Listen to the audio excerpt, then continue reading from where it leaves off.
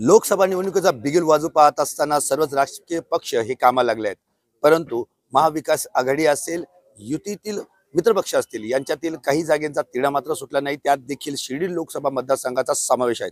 शिर्डीची जागा ही भारतीय जनता यापूर्वी शिवसेनेला होती, ज्यावेळेस शिवसेना भाजपा युती होती.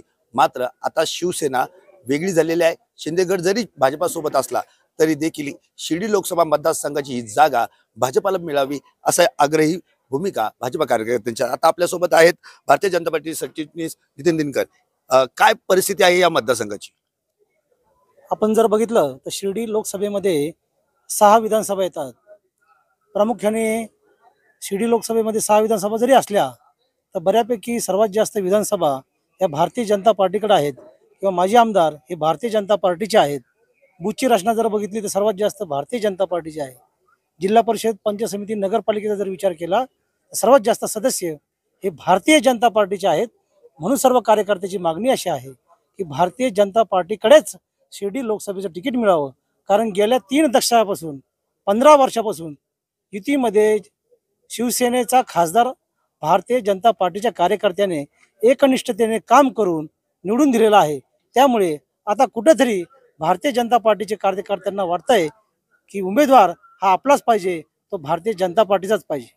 एकंदरीत ज्या पद्धतीने भाऊसाहेब वागचौरे असतील, इकडे सदाशिव लोखंडे असतील, अनेक उमेदवार इकडून तिकडून आता पक्ष म्हणजे ह्या पक्षातून त्या पक्षात येत आहेत, त्याचा फटका आणि भारतीय जनता पार्टीचा जो अजेंडा आहे त्या पद्धतीने आता जी काही परिस्थिती निर्माण होते त्यात कार्यकर्त्यांचा जो रोष आहे, काय वाटतो मला? कार्यकर्त्यांची प्रामाणिक इच्छा आहे. गेली 4 दिवसापूर्वी लोणी या ठिकाणी मोठा मेळावा भारतीय जनता पार्टीच्या कार्यकर्त्याचा झाला.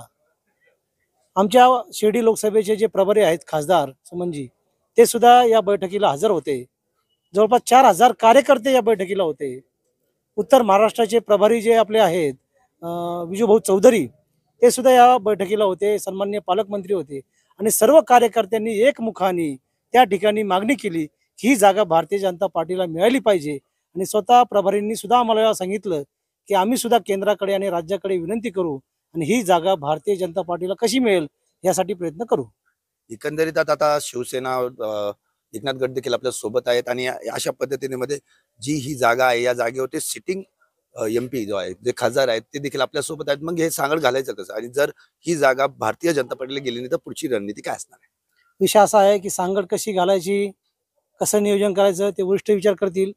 एवढे मोठे आपण नाही की याचा विचार करायचा, तर भविष्यात ते बघतील की भारतीय जनता पार्टीला जागा सुटल्यानंतर काय करायचं. पण नक्कीच ही जागा मला असं वाटतं की आता भारतीय जनता पार्टीला सुटेल आणि या ठिकाणी भारतीय जनता पार्टीचा उमेदवार निवडून येईल, विजयी होईल. एकंदरीत इथे शिर्डीच्या लोकसभे जागेसाठी भारतीय जनता पार्टी ही आग्रही भूमिका मांडत असताना देखील त्यांची अपेक्षा आहे की ही जागा भारतीय जनता पार्टीला मिळावी.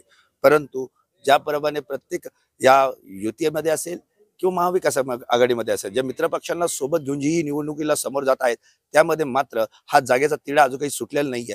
नेमकी शेवटच्या टप्प्यात काय घडतं हे बघणं औचित्य ठरणार आहे. जय सावंत, जय महाराष्ट्र न्यूज करता, शिर्डी, अहमदनगर.